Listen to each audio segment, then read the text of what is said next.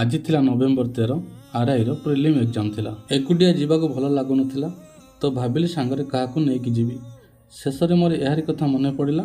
ये होउची मो पिलादिन सांग सुरेश। भाबुची आरआई एग्जाम थिला भूल, ब्लॉग बनैबा थिला ठीक। जहाँ भी हो आमे शेषरे एग्जाम सेंटर जाई पहुंची गलो। एइटी जाई गेट रे लागिथिबा रोल नंबर चार्ट रे मु मोर हॉल नंबर चेक करथिली। एग्जाम टी थिला मोर बालेश्वर रे भवानी कॉलेज रे। एग्जाम सेंटर पहुंचा परे मु बहुत ही कॉन्फिडेंस थिली। आ मोर सब कॉन्फिडेंस बाहरी पड़िथिला क्वेश्चन अटेम्प्ट कला परे। आ जना पड़ीगला मु केते पानी रे अछि। आ मु सब परीक्षार्थी को कहबी आपण माने जेउ पेपर स्ट्रांग अछंती सेही पेपर को फास्ट अटेम्प्ट करंतु। एग्जाम टी मोर भलो होई परिथांता हेले रॉन्ग स्ट्रेटजी पई एग्जाम टी मोर खराब हैला। जहाँ भी हो जने यूट्यूबर भाई को रिकमेंडेशन रे मु एही लोकेशन रे मटन भात खाइबा पई पहुंचीथिली। हेले आपण जदि फूड लवर एठी खाइबा पूरा बेकार। बहुत खोजा खोजी परे आ गूगल मैप रे लोकेशन सर्च करी मु एही प्लेस रे पहुंचीथिली। एठी बसी खाइबा पई परिवेश टी बहुत खराब।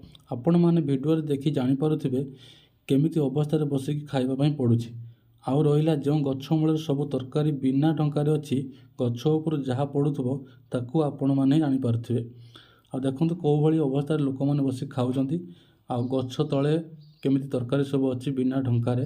आउ एठी पाखरे थिबा जो परिवेश टी बहुत ही खराब खाइबा पई। जहाँ भी हो भोक बଳରେ खाइ दैथिलु आमे।